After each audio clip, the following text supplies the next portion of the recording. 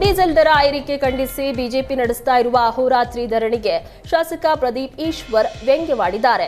BJP ರಾಜ್ಯಾಧ್ಯಕ್ಷ ವಿಜಯೇಂದ್ರಗೆ ಜನರ ಬಗ್ಗೆ ನಿಜವಾದ ಕಾಳಜಿ ಅಭಿಮಾನ ಇದ್ರೆ ಅಮರಣಾಂತ ಉಪವಾಸವನ್ನ ಕೈಗೊಳ್ಳಲಿ. ನಾವೇ ಜ್ಯೂಸ್ ತೆಗೆದುಕೊಂಡು ಹೋಗಿ ಕೊಡ್ತೀವಿ. ಕೇವಲ ಪ್ರಚಾರಕ್ಕಾಗಿ ಒಂದು ದಿನ ಪ್ರತಿಭಟನೆ ಮಾಡೋದಲ್ಲ. ಮಾಧ್ಯಮಗಳಲ್ಲಿ ತೋರಿಕೆಗೆ ಕೇಂದ್ರ ಸರ್ಕಾರದವರ ಒತ್ತಡಕ್ಕೆ ಅಹೋರಾತ್ರಿ ಧರಣಿ ಮಾಡ್ತಾ ಇದ್ದಾರೆ. ಪ್ರಚಾರಕ್ಕಾಗಿ ಪ್ರತಿಭಟನೆ ಮಾಡೋದು ಸರಿ ಅಲ್ಲ ಅಂತ ಗುಡುಗಿದ್ದಾರೆ.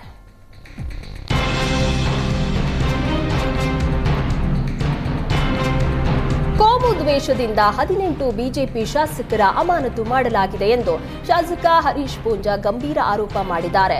ಖಾದರ್ ಸ್ಪೀಕರ್ ಆದಾಗ ಮುಸ್ಲಿಮರು ಸಂತೋಷ ಪಟ್ಟಿದ್ರು ಅಂತ ಹೇಳಿದರು.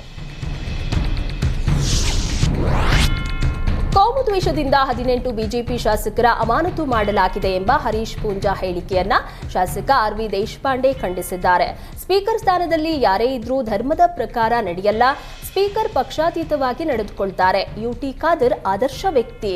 ಅಂದು ಶಾಸಕರು ಯಾಕೆ ಸ್ಪೀಕರ್ ಸುತ್ತುವರಿಬೇಕಾಗಿತ್ತು ಅಂತ ಬಿಜೆಪಿ ಶಾಸಕರ ವಿರುದ್ಧ ಆರ್.ವಿ. ದೇಶಪಾಂಡೆ ಹರಿಹಾಯ್ದಿದ್ದಾರೆ.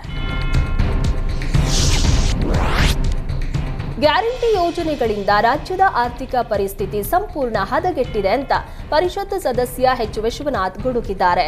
ಸಿಎಂ ಸಿದ್ದರಾಮಯ್ಯ 16 ಬಾರಿ ಬಜೆಟ್ ಮಂಡನೆ ಮಾಡಿದ್ದಾರೆ. ಸಾಲ ಮಾಡಿ ಗ್ಯಾರಂಟಿ ಯೋಜನೆಯನ್ನ ಕೊಡ್ತಾ ಇರುವ ಸಿದ್ದರಾಮಯ್ಯ ಎಂತಹ ಆರ್ಥಿಕ ತಜ್ಞರು? ನೀರಾವರಿ ಸೇರಿದಂತೆ ಯಾವುದೇ ಯೋಜನೆಗಳಿಗೆ ಸರ್ಕಾರ ಅನುದಾನವನ್ನ ಕೊಡುತ್ತಿಲ್ಲ. ನಿಮ್ಮ ವೈಯಕ್ತಿಕ ತೆವಲಿಗಾಗಿ ಗ್ಯಾರಂಟಿ ಯೋಜನೆಯನ್ನ ಜಾರಿಗೊಳಿಸಿದೀರಾ.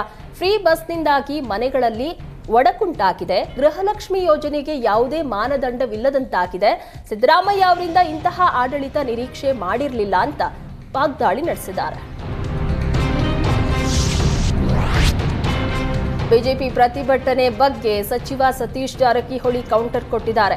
ಈ ಬಗ್ಗೆ ನವದೆಹಲಿಯಲ್ಲಿ ಮಾತನಾಡಿದ ಸಚಿವ ಸತೀಶ್ ಜಾರಕಿಹೊಳಿ, ಬೆಲೆ ಏರಿಕೆ ವಿಚಾರ ಕೇವಲ ರಾಜ್ಯ ಸರ್ಕಾರದ ಜೊತೆ ಕೇಂದ್ರ ಸರ್ಕಾರದಿಂದಲೂ ಆಗಿದೆ.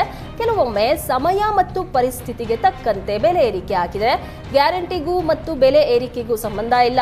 ಗ್ಯಾರಂಟಿಗೆ ಮತ್ತು ಅಭಿವೃದ್ಧಿಗೆ ಪ್ರತ್ಯೇಕ ಹಣ ಇರಿಸಲಾಗಿದೆ ಅಂತ ಹೇಳಿದರು.